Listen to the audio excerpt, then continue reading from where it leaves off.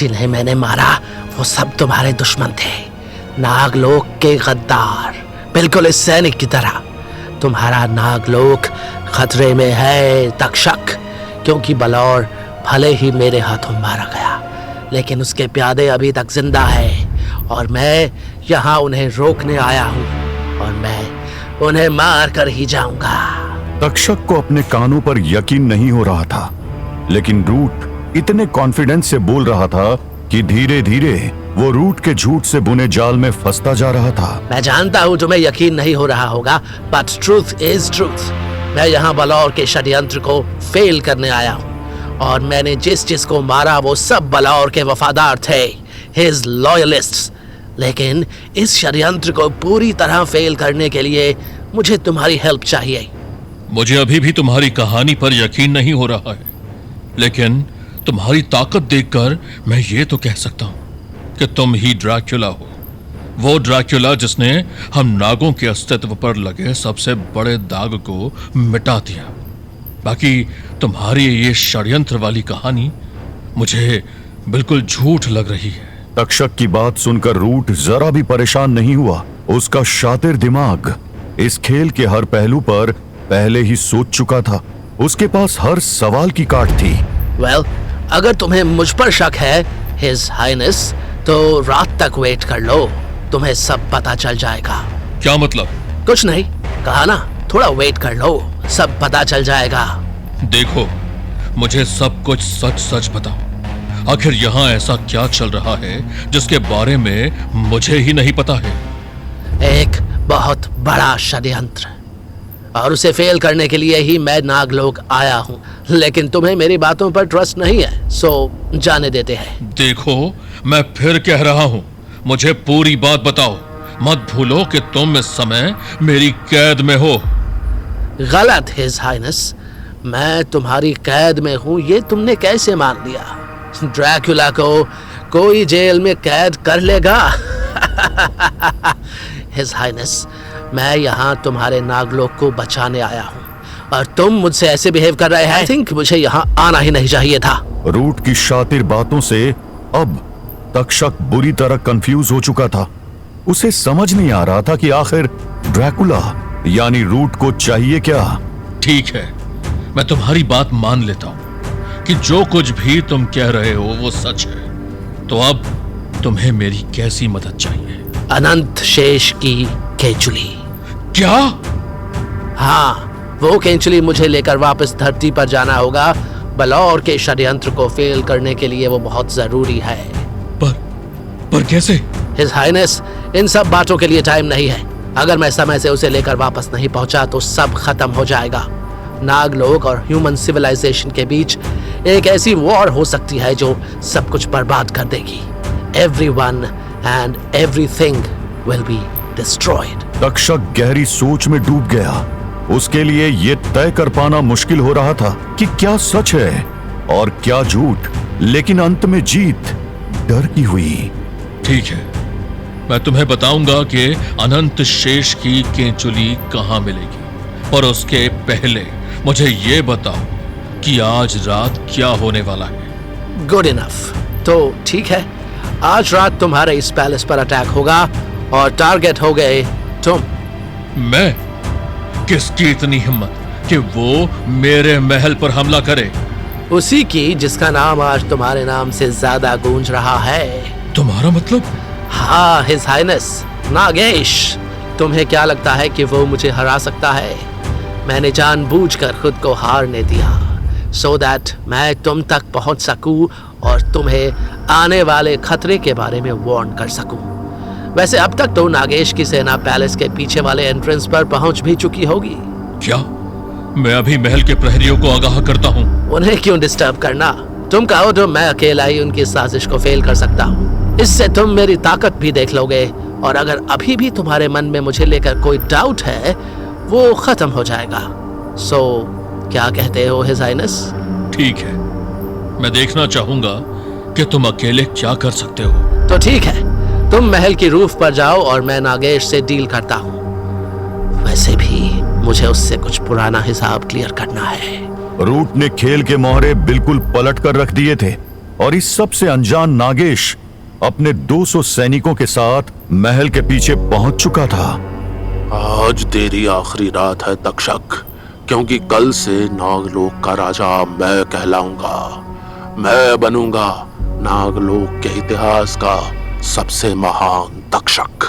नागलोक में रूट वही कर रहा था जो उसने शिवनेरी फोर्ट में किया था। वो दोनों साइड्स को मैनिपुलेट कर चुका था और यही बात सिस्टर निक्स को भी समझ आ चुकी थी। मुझे अभी तक समझ नहीं आया, आप हैं कौन और क्या ढूंढ रहे हैं? सिस्टर निक्स आंखें बंद करके अपने हाथों में पकड़ी रोजरी बीट्स की माला को घुमाते हुए कुछ बुदबुदा रही थी। इसीलिए उन्होंने बापूराव की बात का कोई जवाब नहीं दिया। उधर बापूराव के साथ आए दोनों अंग्रेज सेना के सैनिक खड़े खड़े बोर हो चुके थे।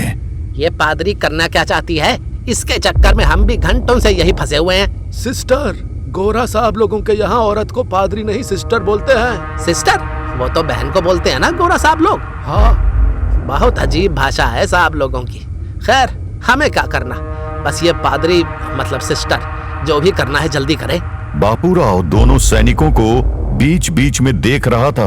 उसके दिमाग में अलग ही योजना चल रही थी। अगर किसी तरह इन दोनों का ध्यान बट जाए तो मैं यहाँ से निकल सकता हूँ। बापूराव को वहां से निकलने के लिए एक मौके की जरूरत थी और वो मौका जल्द ही आने वाला था। रेसिड्यूअल एनर्जी, वहां पर मुझे काफी रेसिड्यूअल एनर्जी फील हो रही है। Now all I need to do is collect it and measure it. Sister Nix के मंत्र पढ़ते ही हवाएं तेज हो गई और चीखने लगी। ऐसा लगा जैसे वहां कोई तूफान आ गया हो। और फिर अचानक हवा में एक साया उभरा। ये क्या हो रहा है? सिस्टर निक्स उस साये को देख रही थी, लेकिन दोनों अंग्रेजी सेना के सैनिक उसे नहीं देख पा रहे थे। और फिर अचानक वो साया उन दोनों सैनिकों की तरफ लहराते हुए बढ़ा, बिल्कुल किसी भूत की तरह। हवा एक बार जोर से चीखी और वो साया उन दोनों सैनिकों से टकराते हुए गायब हो गया। और ऐसा होते ही दोनों के जिस्म पर कटी चिड़िया की तरह जमीन पर जा गिरे, मुर्दा। ओह जीसस, इतनी ज्यादा डार्क एनर्जी। अगर सिर्फ रेसिड्यूअल एनर्जी इतनी पावरफुल है तो फिर वो कितना पावरफुल होगा जिसकी ये एनर्जी थी। बापूराव, तुम श्योर हो कि वो? अरे ये बापूराव कहाँ गया? लगता है अपॉर्चुनिटी देखकर भाग निकला। एनीवे, मुझे यहाँ से काम की इंफॉर्मेशन मिल गई है। मुझे जल्दी से कार्डिनल वेस्पेरियस को इसकी रिपोर्ट देनी होगी, because this is something extremely serious. Sister Nix वहां से निकल गई। वो उन दो सैनिकों के मुर्दा जिस्म वहीं छोड़कर, जो ऐसे अकड़ चुके थे मानो न जाने कितने घंटों से मरे हुए हों। जहां एक और सिस्टर निक्स अपने सफर में आगे बढ़ रही थी, वहीं कंकाल धाम में ओमकार और बिजली इस समय आइनों के एक भूल भुलैया में फंसे हुए थे। संभल कर बिजली, ये एक भूल भुलैया है। हमें संभल कर यहाँ से बाहर निकलना होगा। बिजली, हर तरफ सिर्फ आईने हैं, कुछ असली कुछ बस प्रतिबिंब। हमें दिमाग से काम लेना होगा। ये आईने जो कुछ भी दिखा रहे हैं वो असली नहीं है। ओमकार, मुझे लग रहा है जैसे कोई हमें देख रहा है और एक ही चेहरा बार बार दिख रहा है, मेरा, लेकिन जख्मों से भरा हुआ। और आईना उनका एक अलग रूप दिखा रहा था। किसी में ओमकार जला हुआ था, किसी में बिजली के हाथों से लहू बह रहा था और कुछ में तो दोनों की आंखों में नफरत थी, जैसे वो एक दूसरे के शत्रु हों। दोनों उन आईनों से झांकते रिफ्लेक्शंस को देखते देखते कब एक दूसरे से अलग हो गए उन्हें पता ही नहीं चला। और जब एहसास हुआ तो वो दोनों एक दूसरे को ढूंढने लगे। बिजली, बिजली, तुम कहाँ हो? ओमकार, ओमकार, मुझे सुन पा रहे हो ना? बिजली के आसपास हर आईना अब एक कठपुतली की तरह हिलने लगा और फिर एक आईने में उसे अपने माँ बाप दिखाई दिए, लेकिन उनकी आंखों में उसे अपने लिए प्यार की जगह नफरत दिखाई दे रही थी। नहीं, ये सब झूठ है। और दूसरी तरफ ओमकार एक लंबे कॉरिडोर में पहुंच चुका था। उसके दोनों तरफ हर आईने में उसका ही चेहरा दिख रहा था और धीरे धीरे उसकी रिफ्लेक्शंस धुंधली पड़ रही थी और उसकी जगह कोई और ले रहा था। ये क्या हो रहा है? ओमकार आंखें गड़ाकर आयनों में बढ़ते रिफ्लेक्शन को देख रहा था और कुछ ऐसा ही बिजली के साथ हो रहा था, जो इस समय एक गोल कमरे में थी जिसकी दीवारें आयनों से बनी थी। ये क्या हो रहा है? दोनों एक दूसरे से अलग हो चुके थे, लेकिन दोनों इस समय एक ही चीज होते देख रहे थे। आईने के रिफ्लेक्शंस अब पूरी तरह बदल चुके थे। बिजली! ओमकार!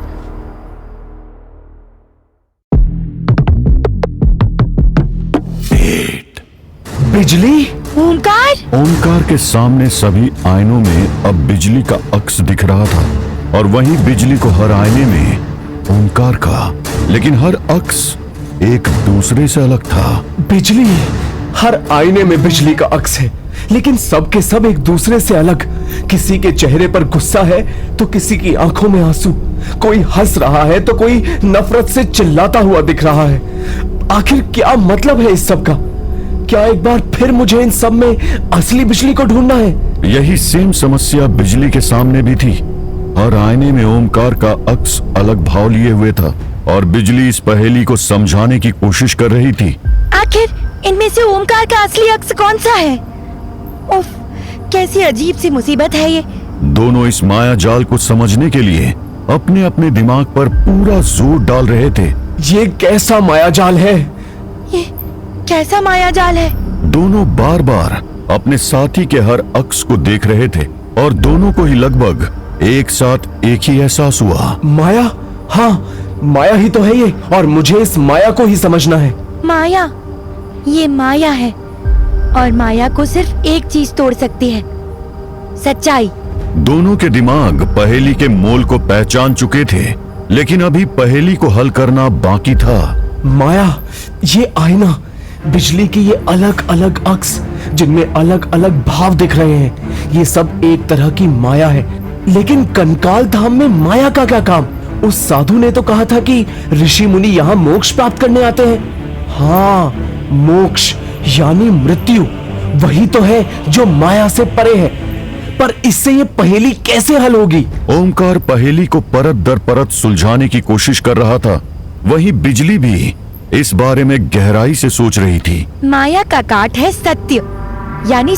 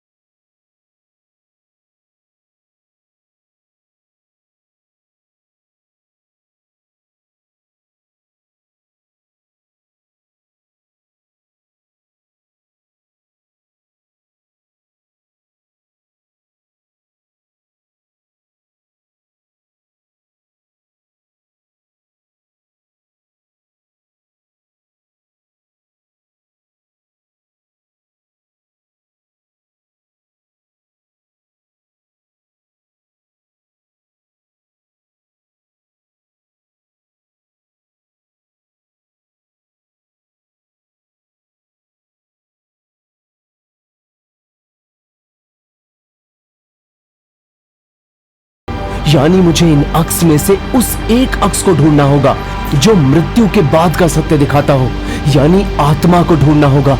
किंतु कैसे? आत्मा को कैसे पहचाना जाए? ये सारे अक्स तो अलग अलग भाव दिखा रहे हैं और आत्मा तो भाव शून्य होती है। भाव शून्य? हाँ, यही तो ढूंढना है मुझे। इन 50 अक्स में से उस अक्स को ढूंढना होगा जो भाव शून्य है। ओमकार भी अपने लॉजिक के हिसाब से एक एक मिरर इमेज को ध्यान से देखने लगा। ओमकार और बिजली दोनों बहुत ध्यान से अपने अपने लॉजिक के हिसाब से पहेली को हल करने की कोशिश कर रहे थे और दोनों ही लगभग एक साथ अपनी तलाश में सफल हुए।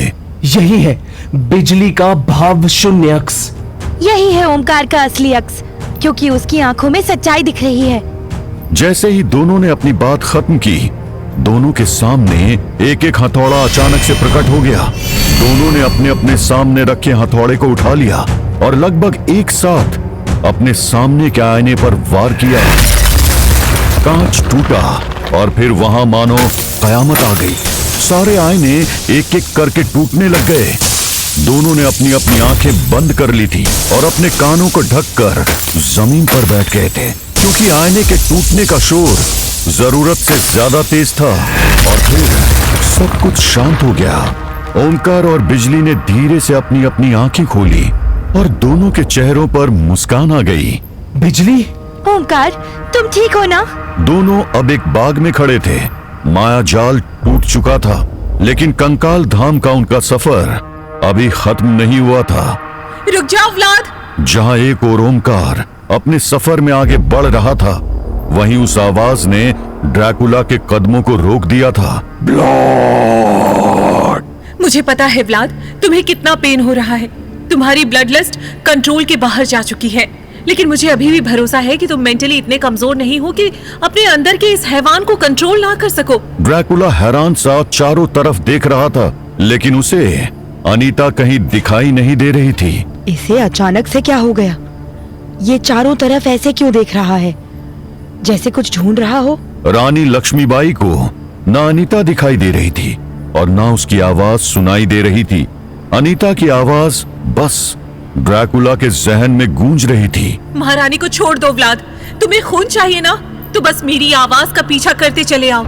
चले आओ व्लाद, चले आओ।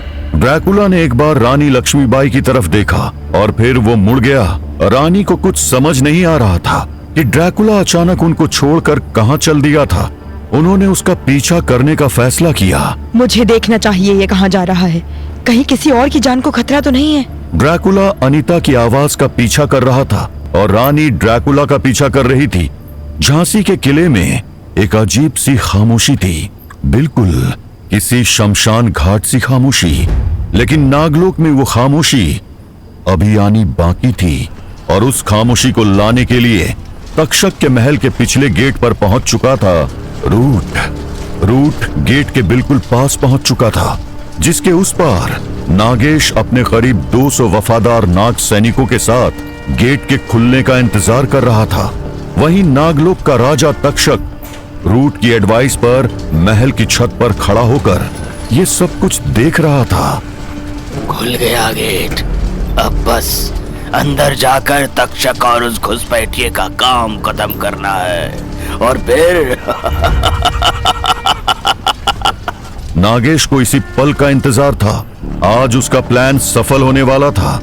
उसके बरसों के इंतजार का फल आज उसे मिलना तय था, लेकिन रास्ते में बस एक रुकावट थी। रूट! नागेश के मुंह से और कोई शब्द निकलता उससे पहले ही एक तेज हवा का झोंका सा लहराया और नागेश का सर कटकर जमीन पर जा गिरा। नागेश के मरते ही उसके सैनिकों में अफरा तफरी मच गई।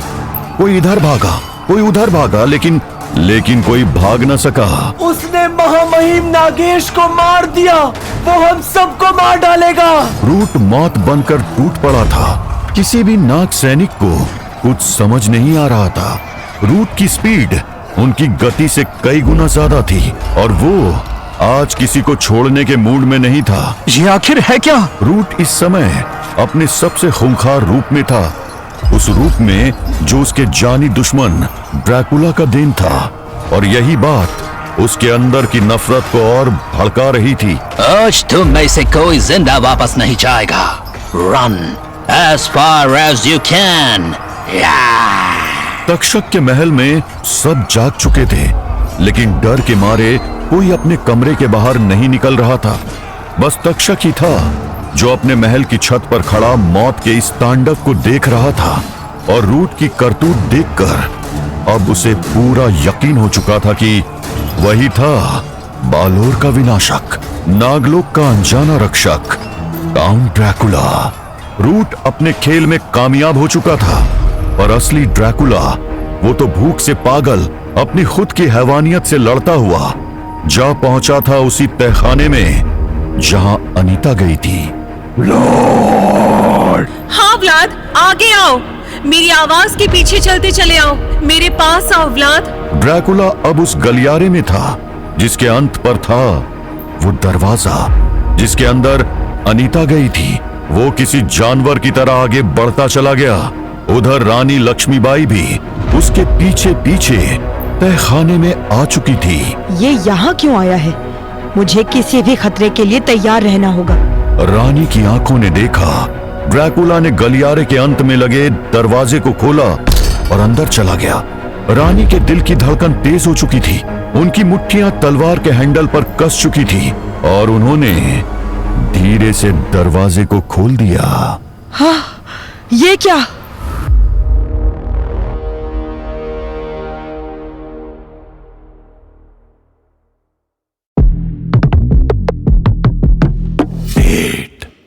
बिजली? ओमकार, तुम ठीक हो ना? दोनों अब एक बाग में खड़े थे। माया जाल टूट चुका था लेकिन कंकाल धाम का उनका सफर अभी खत्म नहीं हुआ था। लगता है हमने इस जगह की एक और परीक्षा पास कर ली है। हाँ, लेकिन अब क्या?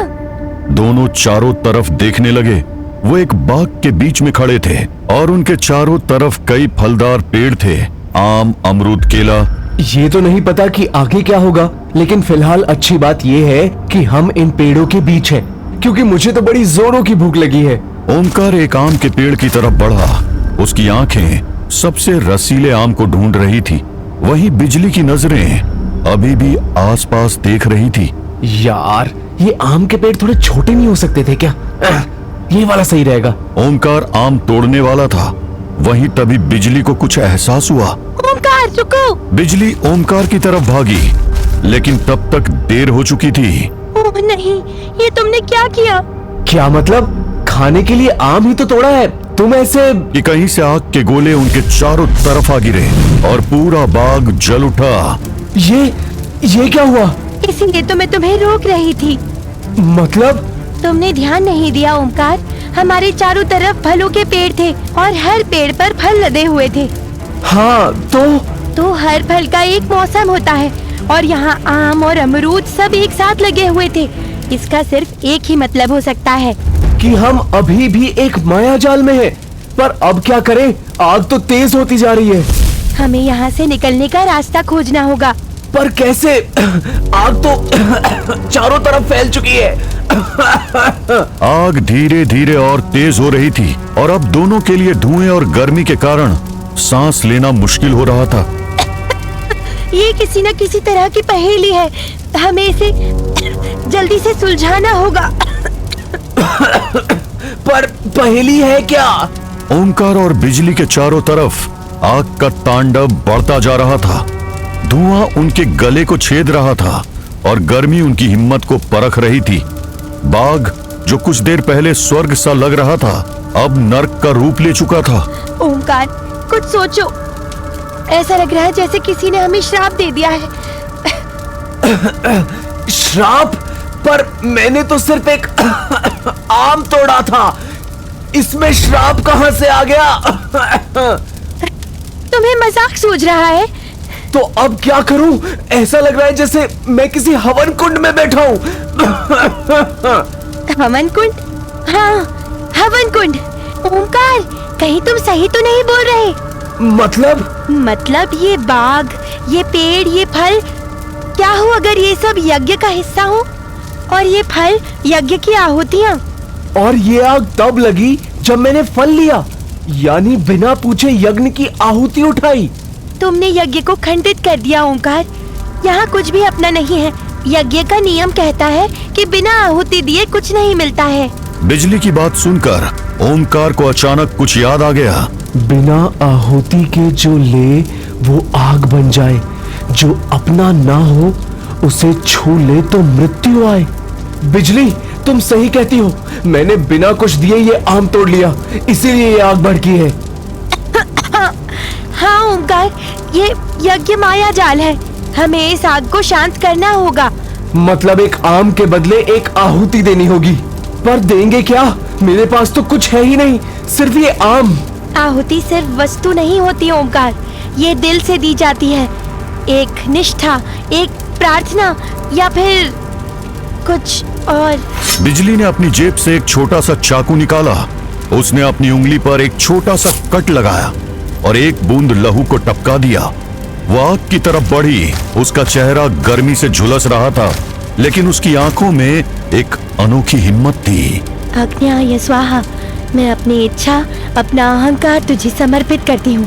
शांत हो, शांत हो, शांत हो। जैसे ही बिजली का लहू आग में गिरा, आग की लपटें कुछ धीमी हुई। एक ठंडी हवा बाग के बीच से गुजरी और धुआं हल्का होने लगा।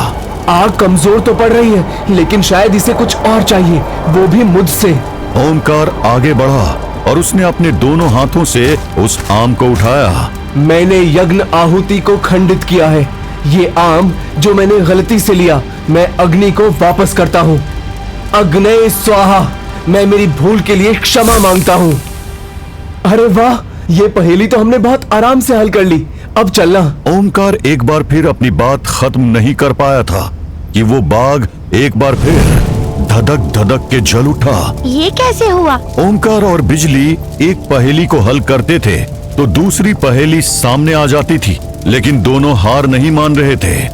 उधर गोतांग के जंगल में ज़कैरियल की लीडरशिप में सड़क का काम बहुत तेजी से हो रहा था।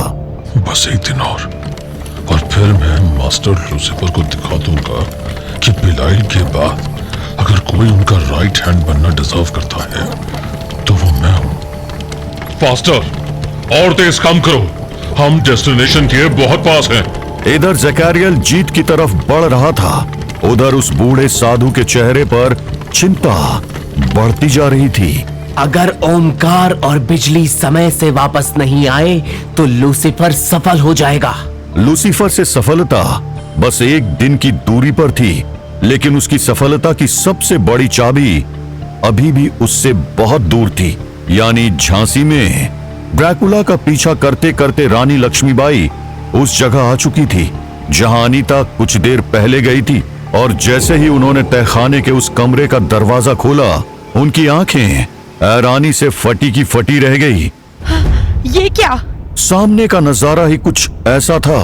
कमरे के बीच में दो सरकटी लाशें उल्टी टंगी थी, जिनसे खून धीरे धीरे नीचे बने एक त्रिकोण कुंड में टपक रहा था।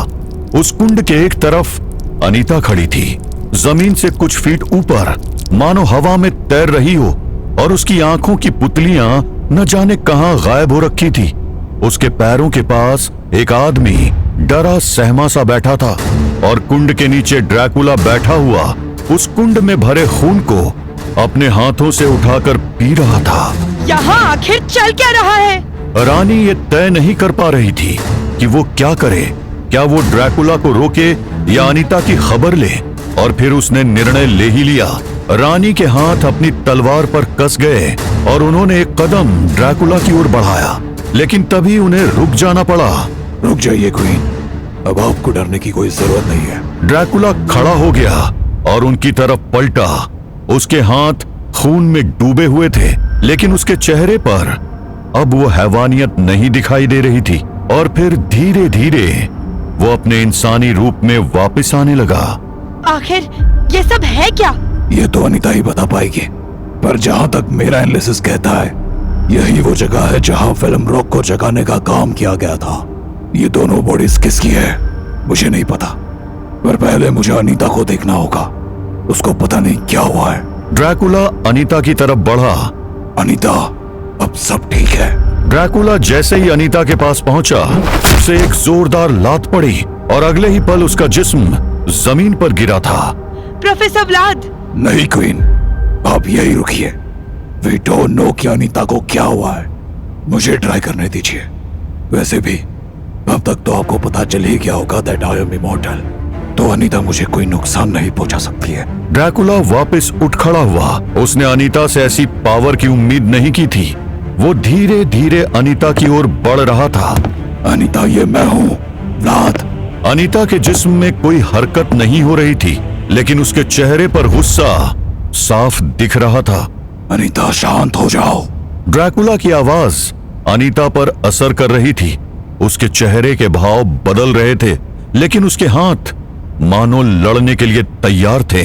ड्रैकुला खुद एक मॉन्स्टर था, लेकिन आज वो खुद भी थोड़ा डरा हुआ महसूस कर रहा था। अनीता को इस रूप में देखना उसके लिए एक बहुत बड़े सदमे जैसा था। अनीता, मैं आ गया हूँ, अब सब ठीक है। और फिर अचानक ड्रैकुला ने अनीता के दोनों पैर पकड़ लिए। छोड़ो मुझे, छोड़ो। नहीं अनीता, मैं ऐसा नहीं कर सकता। मैंने कहा छोड़ो मुझे। जब तुमने ये जानते हुए मेरा साथ नहीं छोड़ा कि मैं एक मॉन्स्टर हूँ, तो मैं तुम्हें कैसे छोड़ दूं? ड्रैकुला के उन शब्दों का मानो जादुई असर हुआ और अनीता का जिस्म सूखे पत्ते की तरह नीचे गिर पड़ा। लेकिन ड्रैकुला ने उसे थाम लिया। अनीता की आंखें बंद हो चुकी थी, लेकिन उसकी सांसें अब नॉर्मल चल रही थी। अनीता, आंखें खोलो, तुम ठीक हो ना? हाँ व्लाद, मैं ठीक हूँ। मैंने उस इंसान को ढूंढ लिया जो ये सारा खेल खेल रहा है। बताओ, कौन हो तुम? मिर्जा अनवर।